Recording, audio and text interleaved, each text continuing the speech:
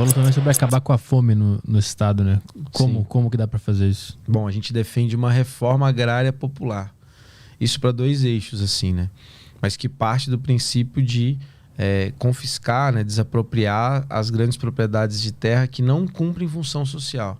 E aí tem 3 parâmetros para isso. Primeiro, que são improdutivas, né, ou seja, que tem uma produtividade da terra abaixo daquilo que é um índice que tem 20 anos que não é atualizado. Se demonstra como o Estado, inclusive, serve ao agronegócio, né, porque se teve um desenvolvimento tecnológico absurdo nesse período assim, de produtividade das culturas, esse índice não foi atualizado. O segundo é propriedades que não cumprem legislação trabalhista. Então, que cometeram desmatamento, que não cumprem área de reserva legal, que não cumprem área de preservação permanente, que estão assoreando rios, etc. E o terceiro é que não cumprem legislação trabalhista. Então, no agronegócio predomina muito, né? Tem muitos trabalhos informais, é o recordista em trabalhos análogos à escravidão. Então, isso permitiria dar a fonte, né, de terra para poder realizar essa reforma agrária, que teria 2 eixos. O primeiro seria democratizar o acesso à terra, né, aqui no estado de São Paulo. Eu visitei nesse processo da campanha, né, durante a campanha, acampamento em Limeira, que está há 15 anos lá que eles ocupam a terra, produzem alimentos e até hoje não tem a área regularizada, né, sofrem com ameaça de despejo, sofrem, né, enfim, ameaças, enfim, algumas tentativas violentas lá, e sofrem com essa insegurança, e por não ser regularizado não tem acesso à energia elétrica, não tem acesso à água encanada, depende dos poços, enfim, cria uma série de dificuldades, né, para a vida, mas estão lá produzindo alimentos. Inclusive algumas tem cooperativa lá, tem um coletivo deles que produzem, né, alimentos agroecológicos, orgânicos. Enfim, então a gente precisa acabar com isso. Todo mundo que quiser trabalhar na terra tem acesso à terra, né? E isso parte desse confisco das grandes propriedades. Mas aí o segundo eixo, acho que ele é mais determinante, porque a questão é a seguinte: São Paulo é um estado extremamente urbanizado já.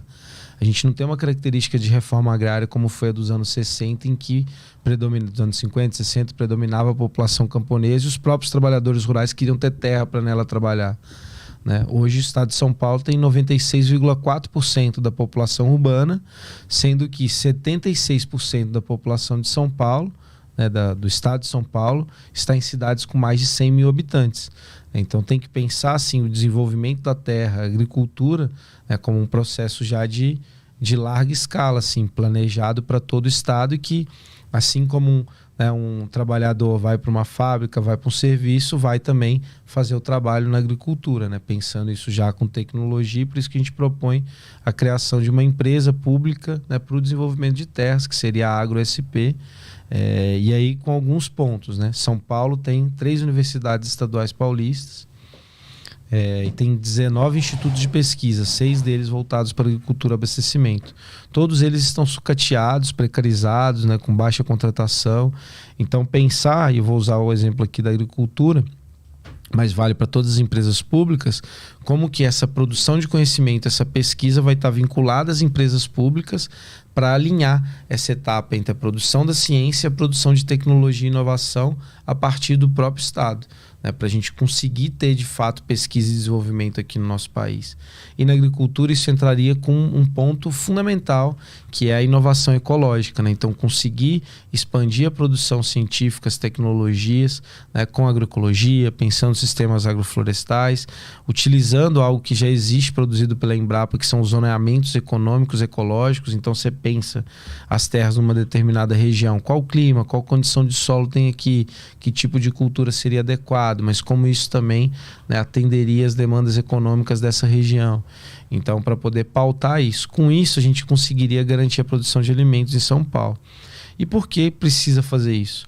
Porque o agronegócio hoje está batendo um recorde de lucro, de produção e de exportação, está demonstrando, portanto, que não tem nenhum vínculo com atender as necessidades, né, da população brasileira e da população paulista, né? O próprio capitalismo não tem isso, né? O capitalismo não produz algo, né, diretamente para atender uma demanda popular, né? Ela atende algo que vai produzir lucro.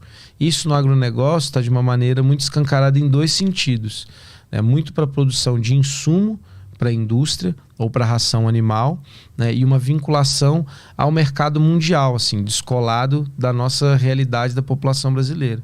Então, quando a gente olha para as terras da agricultura, o que expande? é o eucalipto, a cana-de-açúcar, é a soja, é o milho, né, é a laranja, todos são produtos de exportação que vão estar entre os principais exportados no Porto de Santos, por exemplo, e que parte expressiva deles vai usar inclusive os trilhos que a gente já não pode usar mais para transportar a baixo custo para exportar nossas riquezas. E as carnes, né? O Brasil hoje tem das empresas aí que são dos maiores monopólios de carne do mundo, são cotadas, são praticamente, a gente paga o preço dolarizado também, porque estão voltados para o mercado mundial, não para atender uma demanda, né, do mercado interno.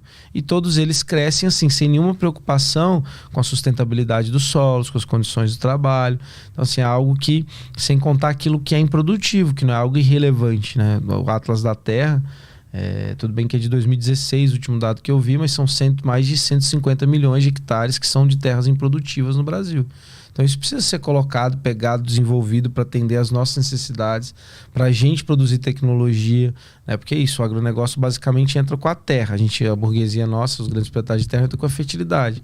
Porque o trator a gente só monta aqui e as peças são importadas. O agrotóxico a gente importa, só monta aqui, só mistura os compostos aqui. Fertilizante ficou muito evidente com a guerra da Coreia, com a guerra da Ucrânia, como isso impactou, né? A gente importa mais de 85% dos fertilizantes, sendo que a gente poderia também ser autossuficiente na produção desses fertilizantes.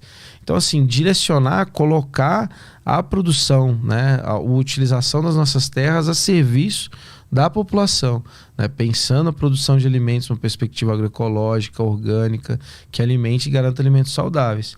E isso num ponto que seja da semente, que seria essa parte do campo, né, até o prato. Então, nas cidades também há uma necessidade de uma expansão dos restaurantes públicos, né, os restaurantes universitários que estão, sim, sofrendo um processo de precarização, terceirização do trabalho, redução da qualidade absurda, né, e a própria merenda escolar, assim, também, que hoje a gente ouviu muitos relatos que, assim, no meu tempo, né, de mães e pais, assim, nos bairros populares, no meu tempo eu ia para a escola, pelo menos me alimentava bem. Agora a merenda, meu filho chega em casa com fome ainda. Então a gente pauta aqui, inclusive, a merenda escolar, né, deve ser educação alimentar, né? A gente é um país que tem uma riqueza cultural na alimentação muito grande, que isso devia ser ensinado na escola, né? Devia fazer parte, assim, do cardápio das merendas, né, esse processo, até para a gente, enfim, né, incentivar a saúde, né? A saúde não é só tratar a doença, né? Ela começa na alimentação, na prática do esporte, do acesso à cultura, ter condições de vida, enfim. Então, né, essas questões, assim, no enfrentamento à fome, porque a gente tem condição de produzir alimento, né, e garantir a erradicação da fome. A gente está num estado enorme e num país continental que o agronegócio, né, que se diz tech, pop, tudo, que é o celeiro do mundo, não consegue alimentar nem sua própria população, né?